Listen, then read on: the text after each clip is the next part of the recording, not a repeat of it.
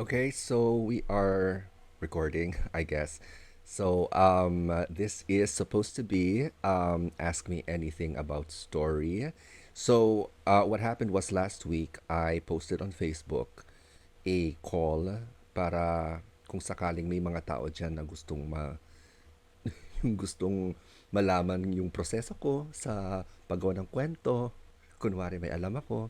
So, um, that's why I posted that. And thankfully, a number of you uh, responded. And I would like to thank yung mga tao dito sa Kaliwa for posting their questions.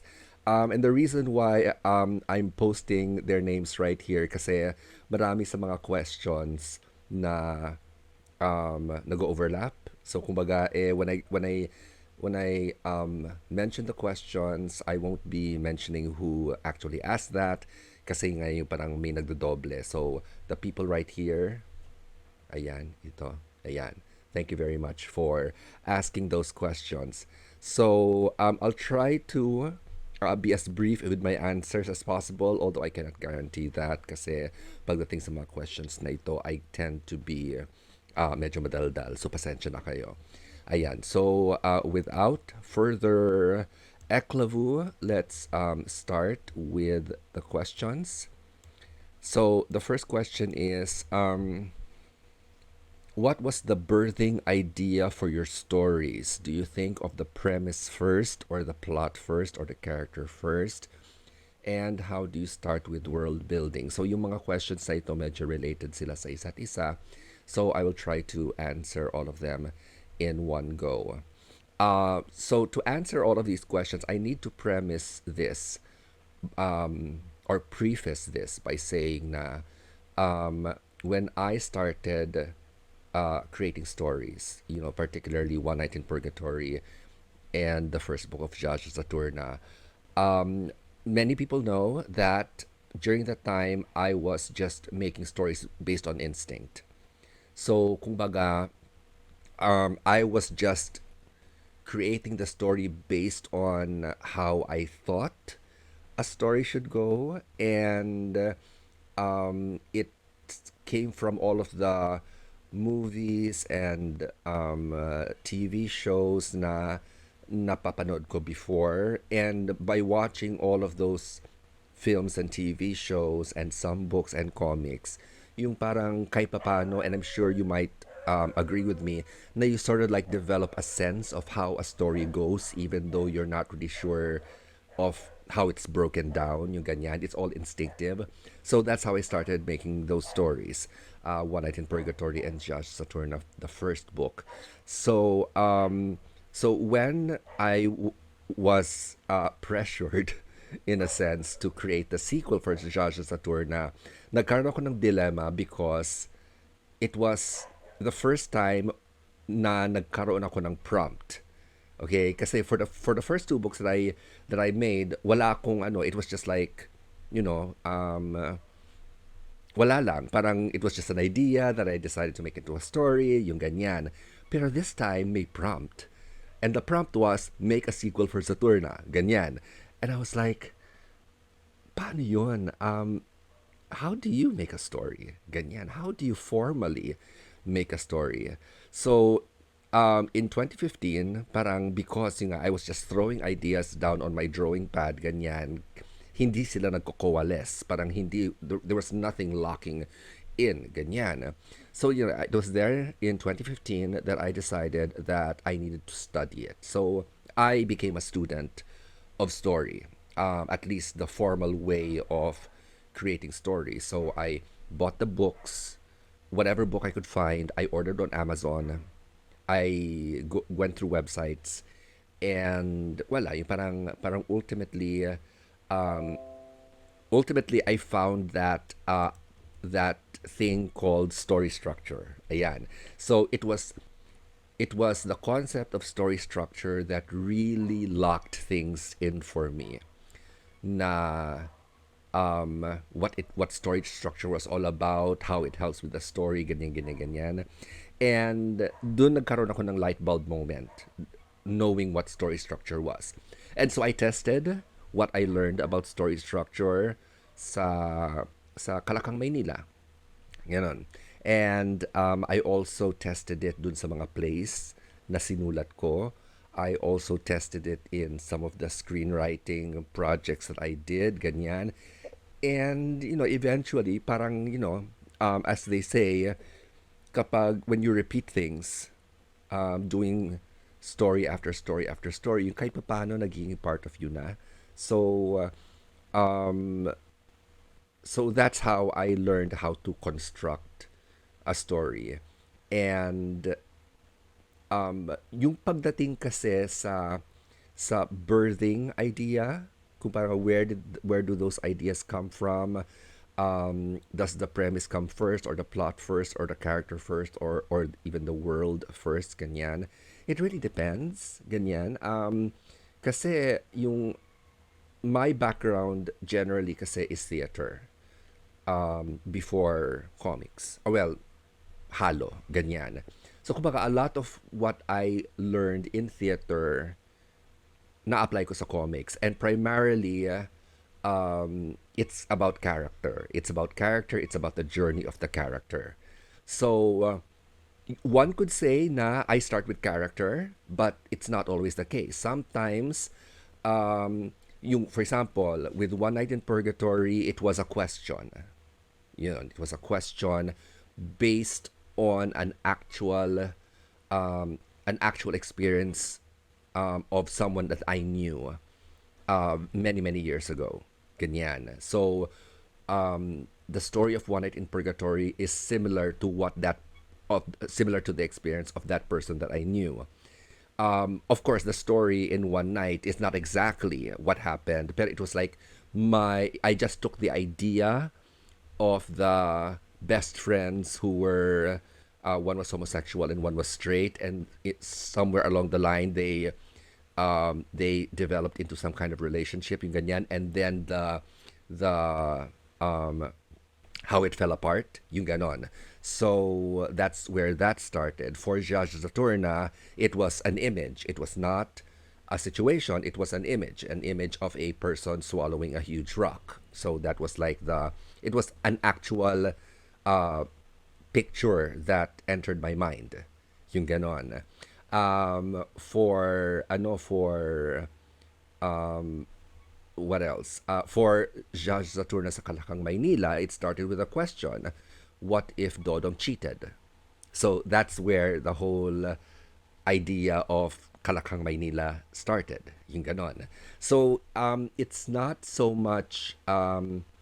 I want to be flexible in that regard. Na I don't want to tie myself down like what kasi a lot of the references that I've read, sinasabi nila start with characters, sinasabi nila start with a log line or something. Sa akin, it can start anywhere. Kasi once you know kasi the general structure of story, that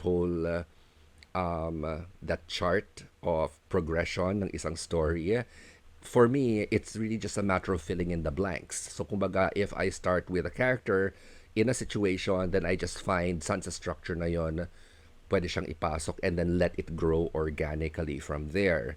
And then it's just a matter of making decisions, many, many, many decisions along the way. Ganyan. Some decisions were more difficult to make. Some were relatively easy. Yung ganyan. So, parang ang kailangan, I guess for me at least, based on my history and my experiences in life and who I am as a person, um, yun na, yung may nagsabi sa Twitter na na mataba ang utak, yung ganyan. And for me, yung katabaan ng utak na yan is really born from, number one, malikot ang utak ko. Number two, when I was younger, medyo praning ako. So when you're praning, di ba, yung parang you if a person is praning, may tendency siya to like think ahead. Right? So kumbaga, oh no, something happened. If that happened, then this will happen, then this will happen, then this will happen. Ganyan. So kumbaga, in your kapraningan, you're actually story building. Ganyan. So that's what essentially happened to me. It's just me translating my kapraningan to like something a little more productive. parang ganon. And then of course, nandiyan yung I like to I get a lot of my stories not from fictional stories. I get a lot of my story ideas from the non-fiction, ganyan, because I like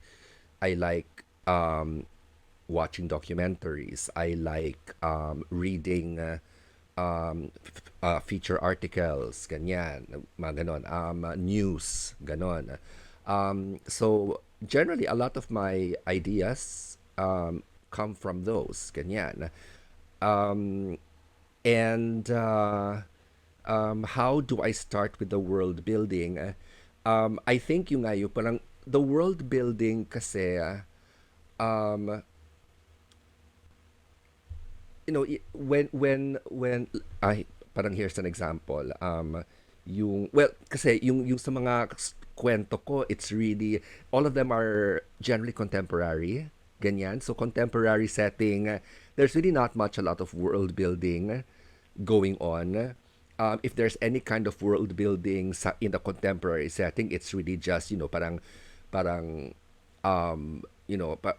what are kung if the world has superpowers, then where do the superpowers come from? Parang if there is like, if the world has some kind of fantasy element, parang saan siya nanggaling, ano yung role niya sa world na yon, yung ganyan. So it's just answering some questions. I really haven't gone as far as doing a real actual world where characters can play. The closest siguro is Alternativa, pero Alternativa parang I don't really see it as world building per se kasi kalat-kalat pa yung kwento yung ganon. Maybe in the future, maybe I don't know, yung ganon.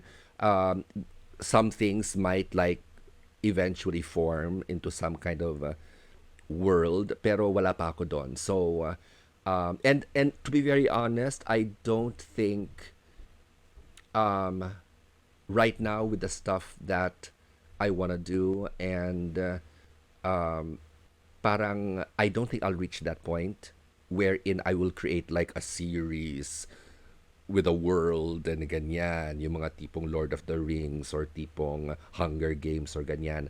Right now, I don't think I'll be able to go there. Yon. Kasi marami na akong plano, ganon. Okay, so that was the first question. First set of questions. Ayan, so maraming salamat sa mga nagtanong niyan.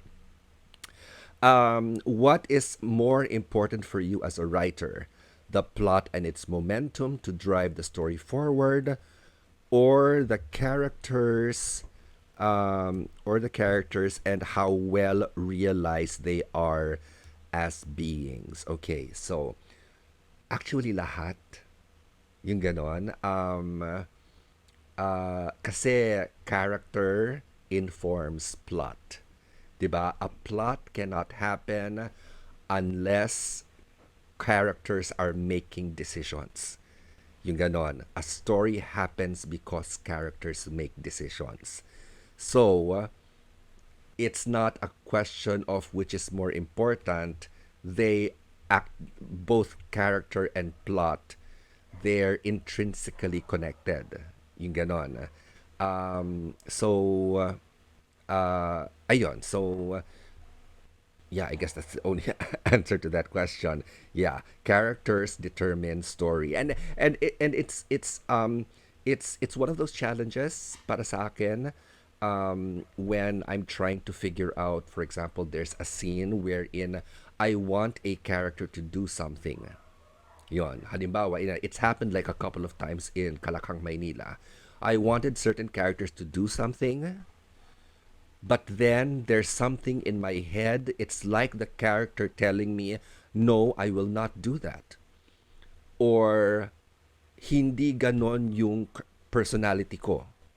Or, sabihin nila, bottom line, parang I haven't given them enough reason to do what I want them to do. So, and that might happen if you're a writer, if you're like a starting writer, parang you might have encountered that, I don't know.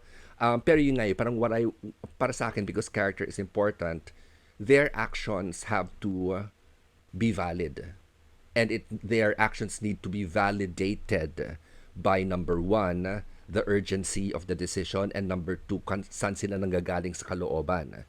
Yung ganon. So, parang for the character to do what I want them to do, I need to place them in a situation na wala silang choice. Yung ganon. Whether the decision is mababaw or malalim or urgent or not, I need to place them in that situation wherein undeniably they will have to make that decision that I want them to make. So in those cases wherein yun nga, you like for example, the character in my head tells me na in that scene I won't do that. I don't hindi ko gagawin yan, Carlo. Ganyan. As the storyteller, I now have to think, what can I do previously in the story before?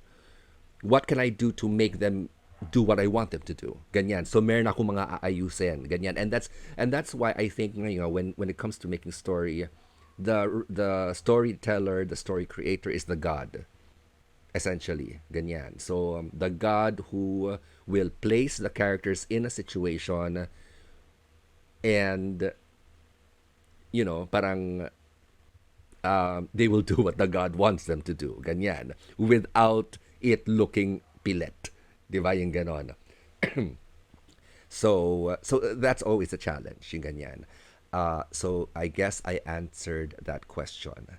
The next question is, what was the process in writing Zaturna? Where did the idea come from? Where did the names Dodong, Didi, Ada, and Jaja come from? Okay, so, for the first book, it was just like, parang, again, instinctive. Ganyan.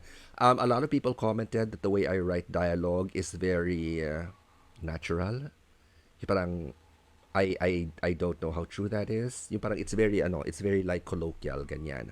And I guess a lot of that stems from, of course, the people that, my friends, ganyan, because sometimes, some characters I pattern after certain people, not copy certain people. I pattern after certain people. So, meron silang mannerisms, meron silang speech pattern, meron silang cadence, meron silang rhythm, meron silang vocabulary na ina-apply ko lang, ganyan. And then secondly, again, my training as in theater, I actually vocalize. When I write dialogue, I vocalize, as in inaarte ko siya, ganyan. So that you parang I more or less get the right tone, the right structure ng sentence, yung ganyan. Um, pero yon, yung parang when I got more familiar um, with with constructing stories, ganyan. So there was a lot of planning. So I was doing the formal planning for Zaturna, for at least Kalakhang Maynila and all my other plays and the screenplays and ganyan.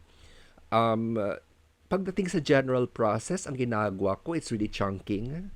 Yung tinatawag lang chunking. As long as you have the outline, the structure in place, you can tackle each segment one at a time. Ganyan. And then, when you tackle each segment one at a time, then you cross-check with all of the other sections to make sure everything is malinis and consistent and ganyan. So, proseso siya. So ganun ang proseso ko. And then, before, I was the type who would like edit as I write, which sinasabi ng mga writers and editors don't do that, ganyan. It took me a while to be comfortable with that idea na just to write that dirty first draft. Yon. I still edit as I go, pero at least right now in writing first drafts, medyo mas mabilis ako because I don't edit as I go as much as before. Ganon. Um, just get everything done and then saka na mag-line edit and all of that. Okay, so where did the names Dodong, Didi, Ada, and Jaja come from? Ayun, so um, in the very first version of Saturna, Ada was called Leia and Dodong was called Zandro and Didi, I forgot what the name was.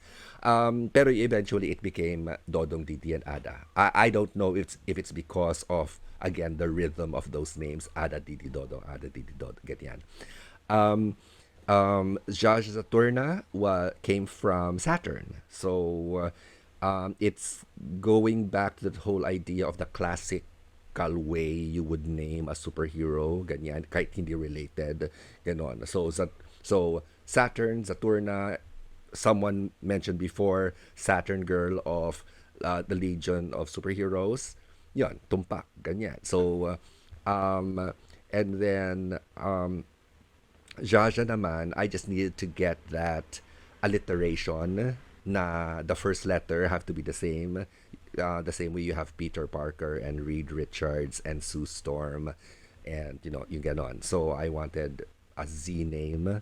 So, parang Jaja just fit very well, I guess, ganon. So yun. So that answers that question. Next question is, do you draw your characters first before defining their role in the story or the other way around?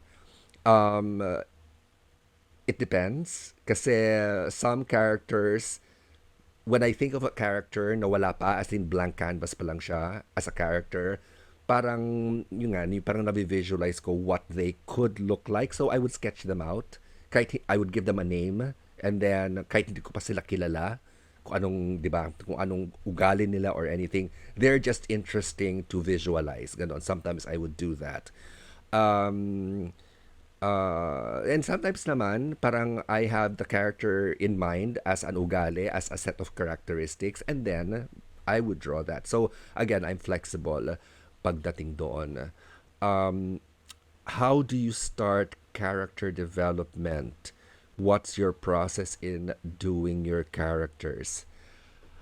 Nako, medyo, how do you start character development? Ang hirap ng tanong na yan. Okay, kasi, um,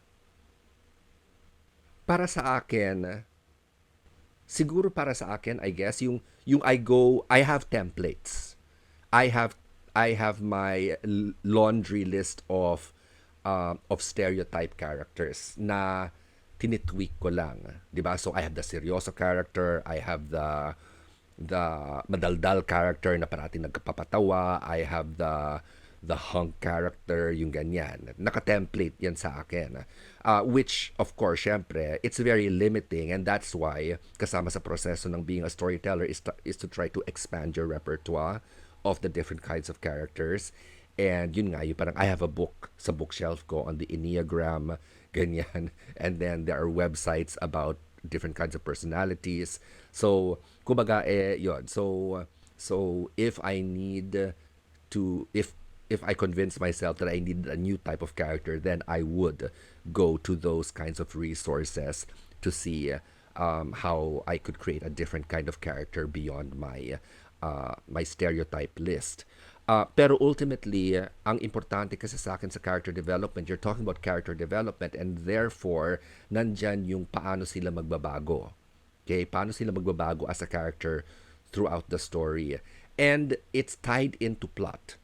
Like what I said a while ago, parang they plot and character they're like intertwined. So um, it's really a process for me of trial and error. Halimbawa, if I'm starting from scratch and I have no idea how things are going to go, it's really about trial and error for me. Ganyan. Na it's all a bunch of what ifs. In some cases, there are stories where I sort of have an idea where I want the character to go. And that's tied to theme. Okay, which is another complex thing altogether. Pero yon, so character development, at least for me, parang I need to know where the story is going thematically.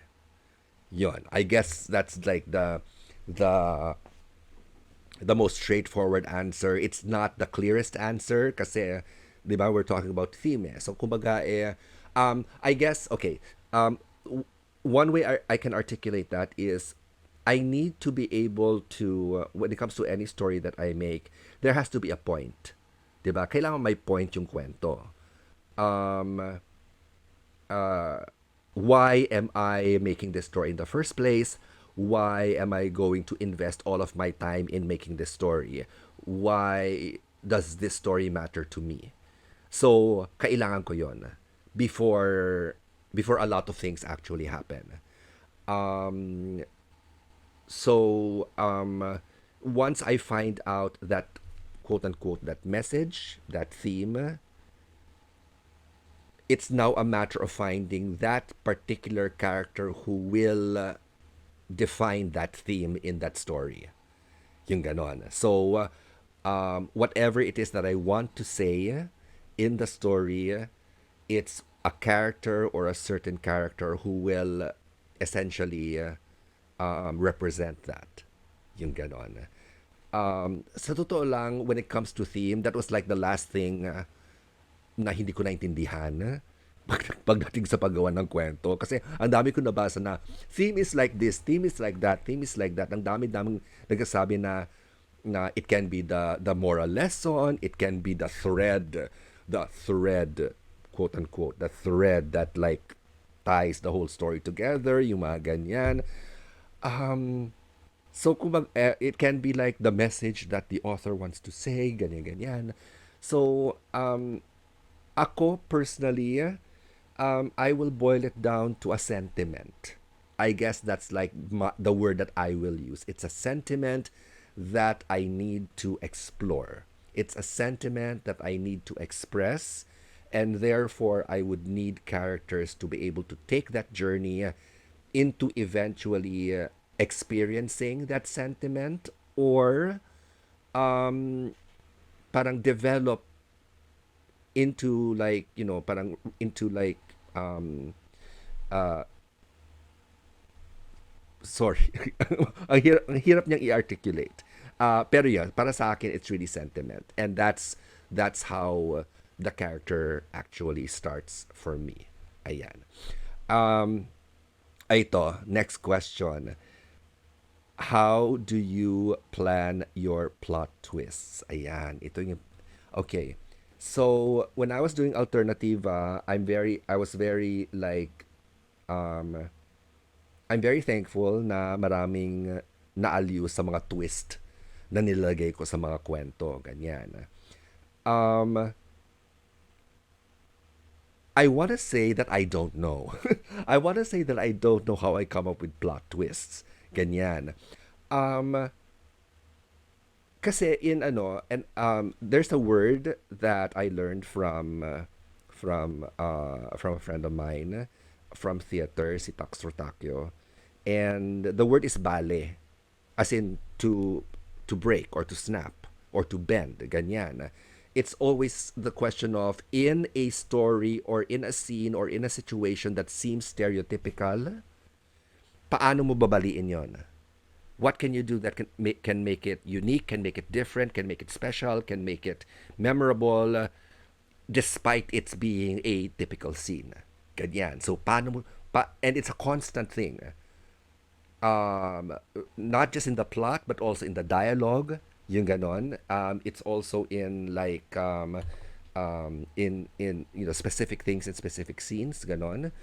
Um, so, with that in mind, this idea that I need to think about paano ko siya babaliin. Um, Parang in a way, it's become like a natural thing. Yung ganon. Um, of course, syempre, sa simula, yung parang, I'd like to think that a lot of beginning writers or beginning storytellers think about this. Na parang, how do I make my story more unique? How do I make my story more interesting, more different, yung ganyan. Pero para sa akin, yung pagbabale, it stems from a lot of things. Honestly, it stems from a lot of things. And one of the things that I mentioned a while ago, number one, kailangan malikot ang utak. At least for me, yun, malikot ang utak ko. So, because my mind goes in so many different directions, um, it tends to make bale whether or not I like to. Ganyan. Number two is, of course, the stuff kung sa the ano yung where I get information. You parang when you have a reservoir of information in your head, when you're interested generally in a lot of things, maraming paghuhugutan yan eh ng pwedeng source of the bale. Ganyan. And of course, thirdly, when it comes to plot twist is rooted for me heavily in structure. Kaya napaka-importante para sa akin to really learn about structure kasi um, doon nangyayari. Doon nagsisimula ang idea for the twist. And to be very honest, um, I do have stories where I think of the twist early on, but there are some stories na I would like think about, okay, how do I end this? Ganyan. Para I don't know how to end certain scenes, how to end certain stories, ganyan. And it's just a matter of looking back at all of the things that I planted in the story, may lalabas na some kind of twist. And when that happens, all I have to do is go back to those little things that I planted in the past, tapos aayusin ko lang. Kumbaga, it's like para kang nagpa-program, 'di ba? It's like in a way it's um story is design. Yon, for me. A lot of people will say that story is art because it's like bugso ng damdamin and ganyan-ganyan. Pero for me, I'm the type of writer who's more design. I have to design the story in order for me to get the effect that I want. Yun yung sa akin. Okay? So that's why when I structure the story, when things happen, I always back check, ganyan, go back and forth, ganon.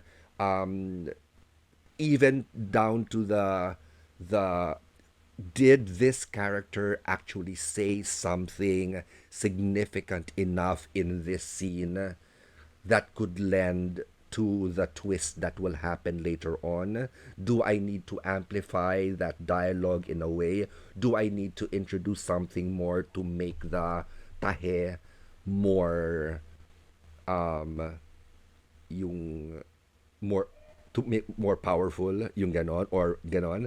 Um when I plant something, does it look like a setup? 'Di ba? And you might have seen those movies na something happens in the movie and then at the back of your mind you're going lalabas yan sa climax, yung ganyan. So, para sa akin, I try not to do that. I want to plant my stuff in the story as inconspicuous as possible. Yung parang making the reader think that this information is for something else and then yung pala it's for this thing pala in the end, yung ganon.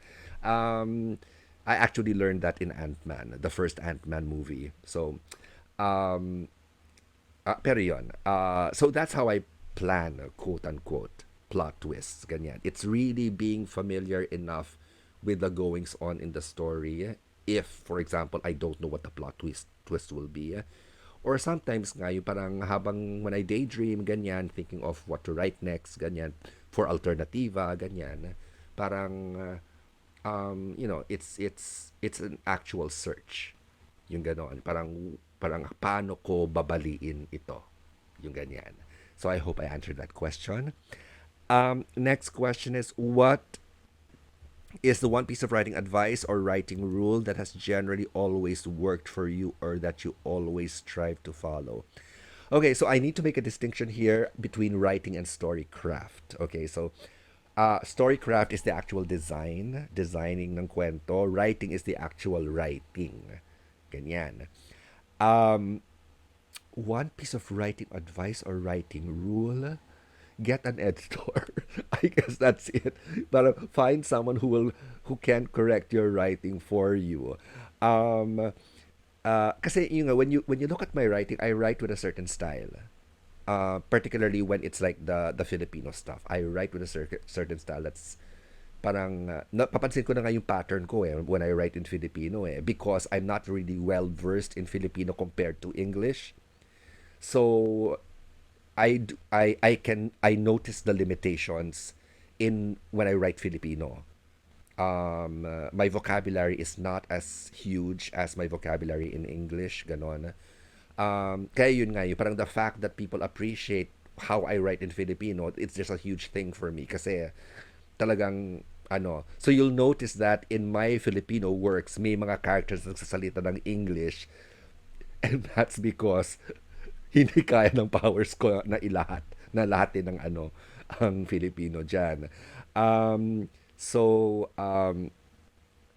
I guess the one piece of writing advice or writing rule is for me is to just slowly build it. Yung ganon. Parang and the inspirations will help.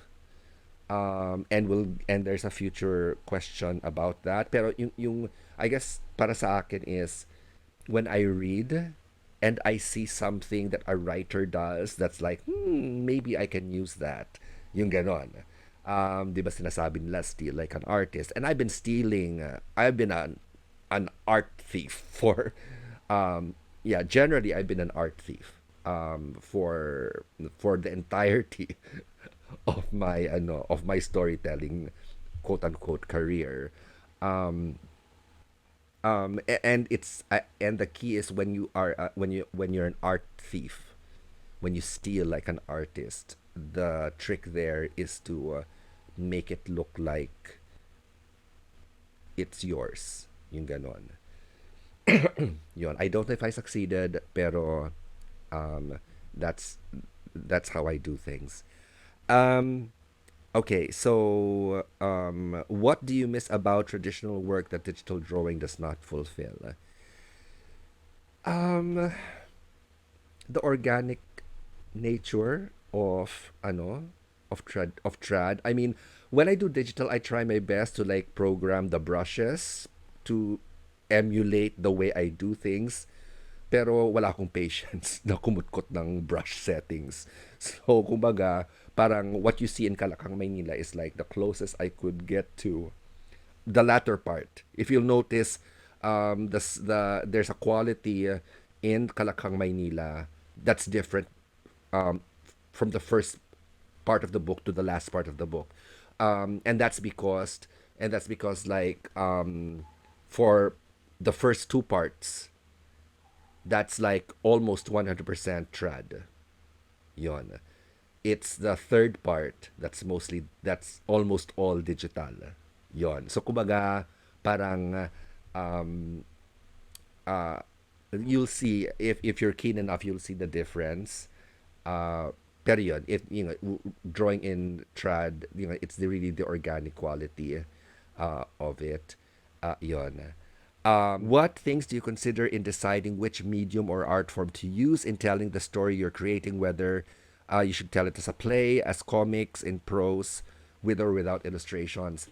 Okay, so kasama yan kasi sa assignment. Yun, sa assignment.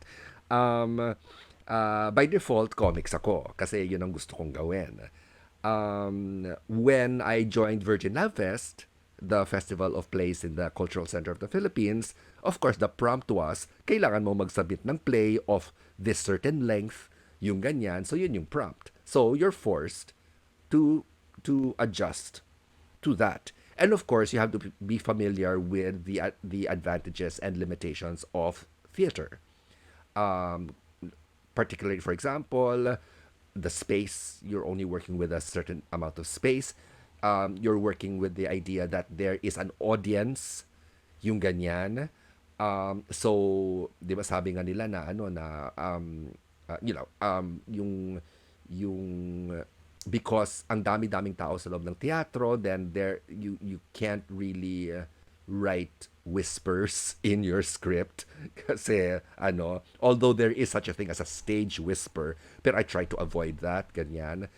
It's really knowing the possibilities and limitations of the medium and of the budget. ng proyekto. So when I did so with General Tuna, and the stuff that I did for GMA, for iHeart Davao, it was being aware of what are the possibilities and limitations of animation for General Tuna, for TV, the serialized TV for in GMA, as well as kung ano ang kayang gawin ng budget, yung ganon. So um uh for Alternativa, it's a different thing altogether because yun nga, yung parang it came at a special time in 2019 when I needed to create something new, and I didn't want to make a comic book because that would mean I have to write it and draw it, and I was just like parang sasabog na ako from all of the pent up creative energy that I couldn't release. So, kaya nagsulat ako ng prose. Parang, sige, um, gawin natin tong prose. Even though I wasn't sure whether or not my grammar was correct or the vocabulary words I was using were correct. Parang, I don't know. Parang, and when I did Alternativa, I was not even intending to have it in a book. Yung ganon. So, sa totoo lang, surprised lang ako sa response niyo sa Alternativa. Which I'm very grateful for. But then it raises another level of insecurity and anxiety on my end because parang I'm not a prose writer. I mean, I'm not a prose writer. I'm not like the more established prose writers out there. Um, so parang there's that part of me na feeling na na nakukunwari lang ako. Ganyan. I'm a faker. Ganon. Pero I'll try my best. I'll try my best with Alternativa. And that's the other thing. Na when it comes to prose, again, it's finding what's possible with prose, what's not so possible with prose as compared to the other media, and then just going with it. Yeah. So I don't know if I answered that question. So it really by default it's comics, pero if someone asks me to write something because it's an assignment, parang ako mag-adjust. Ganon. Okay. Next question. Who is or are some of your favorite storytellers, and how do they influence your work? Who are the authors, artists that inspired, influence you? Okay, for writing, Chris Claremont, X-Men, siya yung pinaka, for English, siya yung pinaka, ano ko talaga, um, cannot deny Chris Claremont. Big, huge influence sa akin.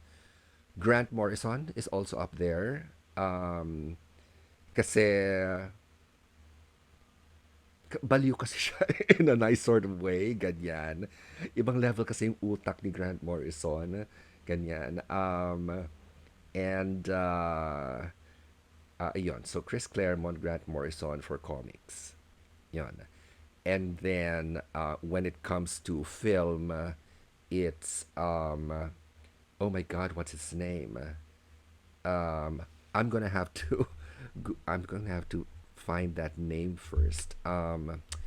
Favorite ko siya pero hindi ko maalala yung pangalan. Um, uh,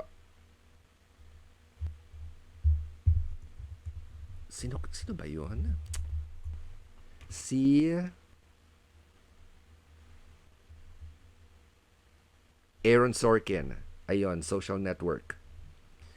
Ayan, si Aaron Sorkin. I love the way Aaron Sorkin writes dialogue. Yon. Mataba ang dialogue niya. Although people accuse him of being madaldal in his dialogue, and I am too. Kaya siguro ganun ang dialogue ko. Pero yon. So that's for screenwriting. Um, pagdating sa um, pagdating sa sa pagsusulat ng Filipino, actually marami sa Filipino, pero it's more like I know I cannot write like them. No matter how much I try, I will never be able to write like them. So, kumbaga, parang it's everyone na magaling magsulat ng Filipino. So so there we go. Pagdating sa illustration, of course everyone knows that I came um, from Adam Hughes. Although medyo nawawala na si Adam Hughes sa sistema ko, I'm more in the realm right now when it comes to illustration. I'm more in the realm of um, uh, Ivan Reis slash Stephen Segovia. Uh, yon. Yeah, silang dalawa more or less right now. Of course, syempre, the influence of Adam Hughes and John Romita Jr. and Alan Davis and all of those great comics illustrators of the past, nandiyan pa rin. There are signs of their presence in my artwork. Mar Santana, Filipino comics artist, um, meron din sa artwork ko, ganyan. So, my artwork right now is like this mishmash of um, of stuff, ganon, which is eventually my style. Ayun. Ito na yung pinaka-last question. Ito na yung mga matalinhagang existential questions. Hinuli ko na ito. How do you deal with the usual fears and insecurities, such as whether one can actually finish the project, whether the work will be good or will have an audience, that inevitably arise when creating art meant for public consumption? How do you overcome delays as a writer artist, such as lack of motivation, writer's block, or too much ideas you don't know which idea is appropriate for the plot, the nagging thought that the story will never be good enough, and etc.? And how did you overcome this? Nako. Um, this question is so close to me. Close na kami ng question na yan. Um, uh, so for those of you who didn't already know, so over the past 10 years, I've gone through severe depression. Because when I released Saturn sa Kalakang Maynila through Visprint in the bookstores, parts 1 and part 2, it didn't really do well compared to the first book. Okay, it didn't do well compared to the first book. Reviews were generally mixed, yung ganyan. And uh, and apparently yung what I was feeling at that time wasn't really new. I mean, in the grand scheme of things, um, I remember uh, an Atenean professor from the Ateneo Theater, Glenn Mass. He invited me to his class one day, and I was telling the same story about about feeling really bad because the work wasn't as successful as the first one. And then he said that that's exactly what Tennessee Williams felt after he wrote The Glass Menagerie. So when The Glass Menagerie came out, it was a resounding success. People thought he was the he was people thought he was the shit, essentially, as a playwright. And then after The Glass Menagerie and he released other works, they weren't as successful. And he went into this lamentation about, parang, why is this happening? What's wrong with me? Ganyan, ganyan. What happened? Ganyan. So it's nice to know that other people experience that. I feel I'm not alone. Um, pero um, during those 10 years, parang I only arrived at a light bulb moment just late last year, as in late last year lang.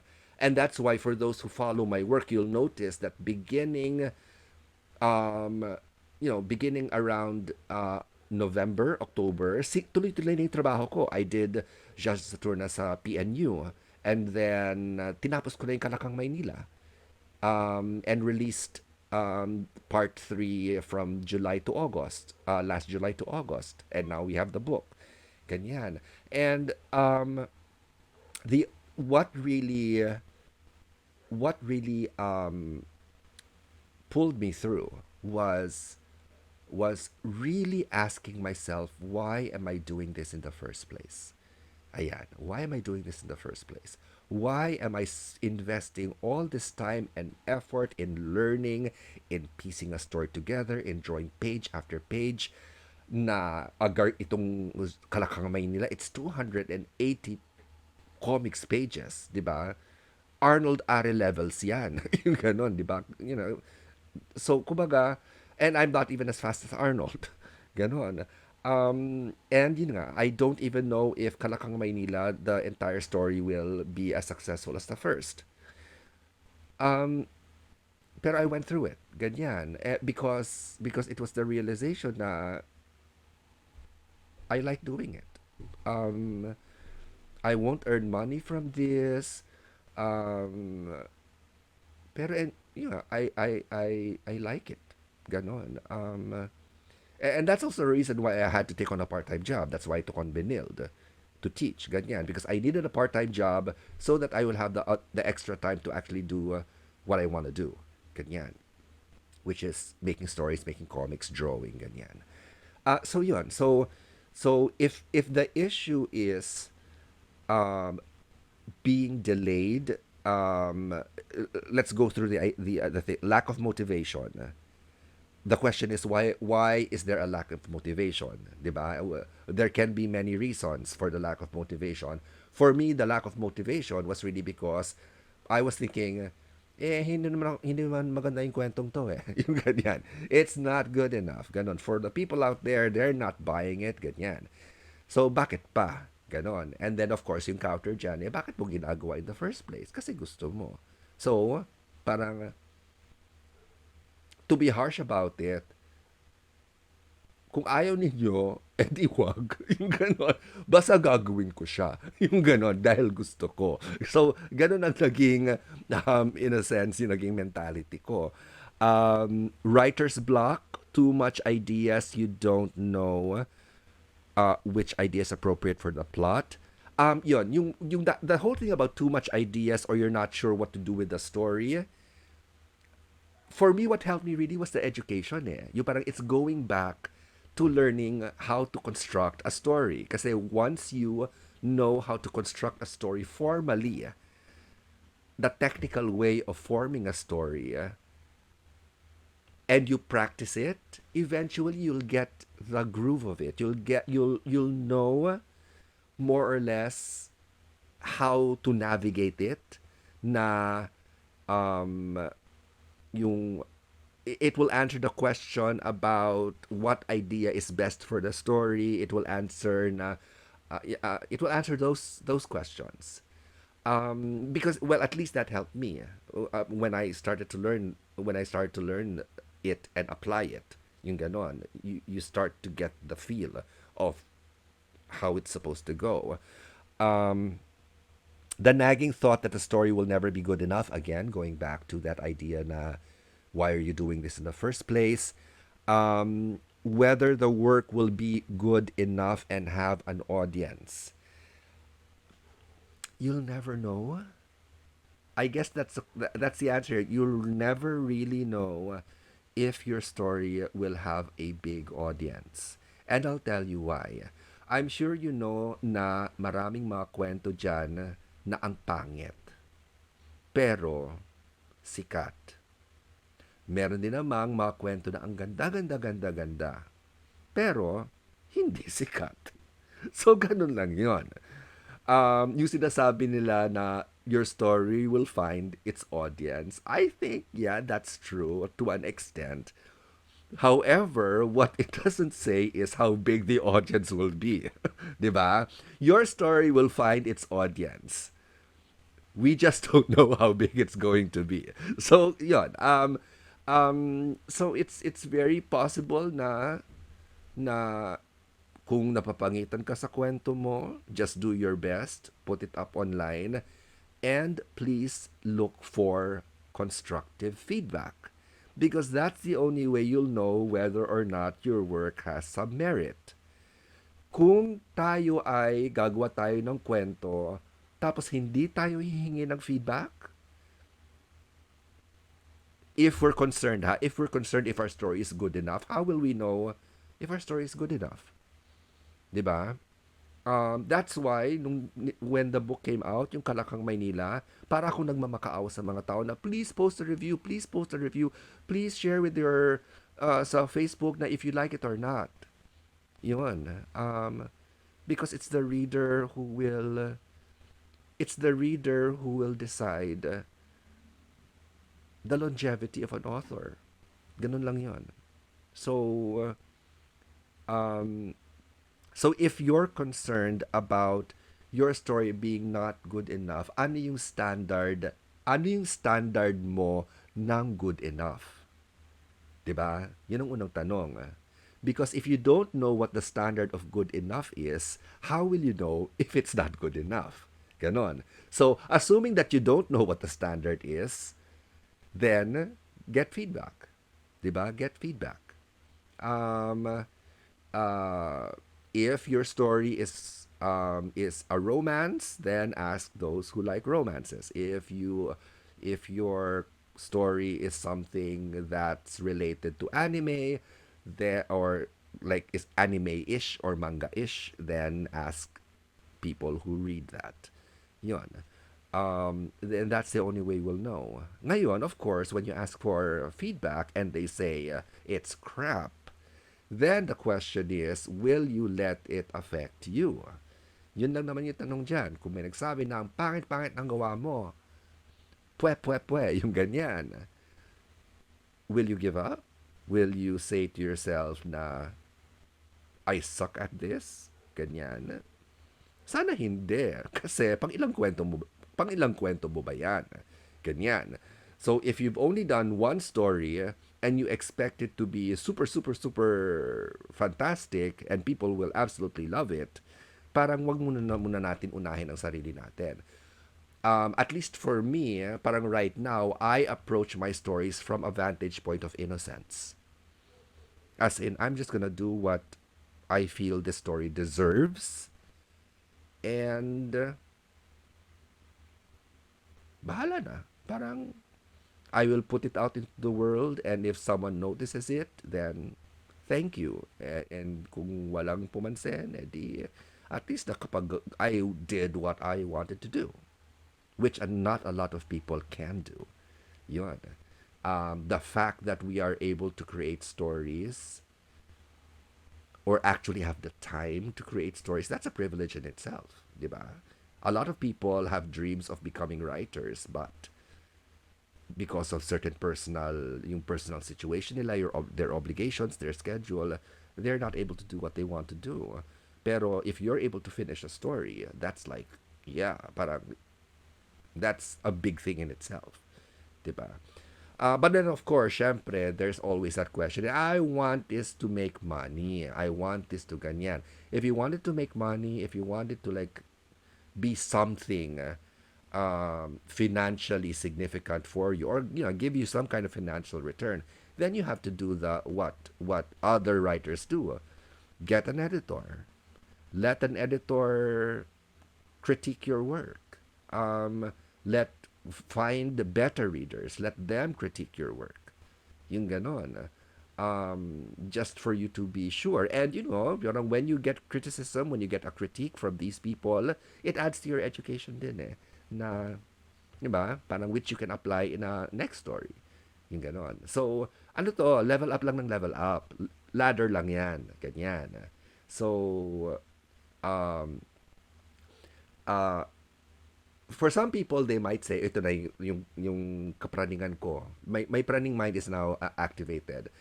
Some people might say, oh, Carlo, you're just saying that because you're already there. Ganyan. You've achieved it. Ganyan. Personally, I will say na the success of Judge Saturna is, while I'm very thankful for it, um, let's just say na the victory with Judge Saturna as a success, hindi masyadong 100% na nag-resonate sa akin. And I'll tell you why.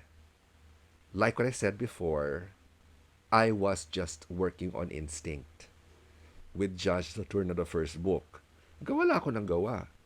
I didn't know what I was doing, if what I was doing was right. I just liked what I was doing. So when people say na when it became a success and people were saying that Carlo, you're a genius, Carlo, ang galing-galing mo, Carlo, all of that superlative, superlative, superlative. For someone who just did something na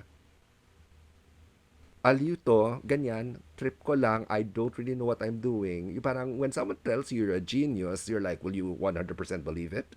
Ganyan. Kaya during that time, nagkaroon ako ng imposter syndrome, nagkaroon ako, um, I started to believe my own hype. I admit that during that time, yumabang ako, which I totally like. Parang, I don't want to go back there. Pero yon, yung parang, parang it's nice to feel success with something that, um, na ang tawag dito, yung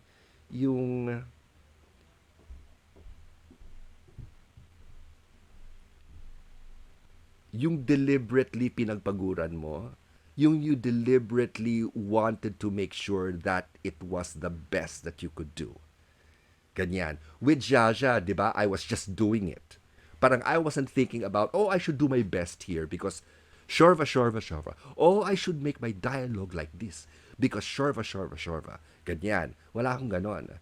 Pero with Kalakang Maynila, if someone tells me that what I did for Kalanghang Maynila was genius, if ever lang, if ever, mas fulfilling sa akin yon. Because I know that I went through the process. Talagang pinag-isipan ko ang bawat aspeto ng kwentong, naghinayupak na kwento na yon for it to appear, for it to emerge the way it emerged.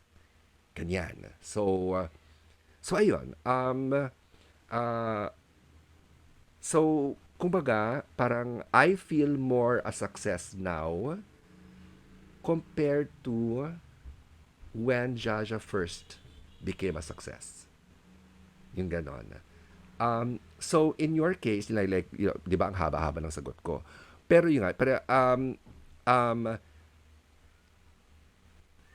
yung overcoming of delay, syempre, yung parang if it's a schedule thing, wala tayong magagawa, di ba? Yung schedule. Pero if it's a lack of motivation, like lack of motivation, bakit ka walang gana? If you're thinking it's not good enough, what's your standard? Find people who will critique your work and take it objectively. If you have too much ideas, you don't know which idea is appropriate, then I suggest really learn the story craft, the story technique, the formal way of constructing stories, and it will help a lot. I promise you. Um, Fears and insecurities. Yun, for me, it's do I like doing this enough not to care, to not care. Yun. Uh, and it's the joy of creation. I guess yun, the innocence and the joy behind the creative process and wanting to be better with every work that you do for yourself. Yon, for yourself. And if things align, people will notice. Okay? If things align, people will notice. If you do the work, I believe people will notice. I don't know how big or how many people will notice, pero there is a possibility that people will notice. Yun. Of course, syempre, ang dami mga tips and tricks dyan, ganyan. Parang what platforms do you use? Where do you post it? Ganyan. How do you quote-unquote market it? Yung mga ganon. Pero yun. Ayun lang. So, napahaba tayo. Gano'ng katagal? That was 1 hour. Sige. So, maraming salamat to those who ask the question. So again, I am sa kabila pala. So I'm post here. Thank you so much for those questions, for asking me anything about story, and take care.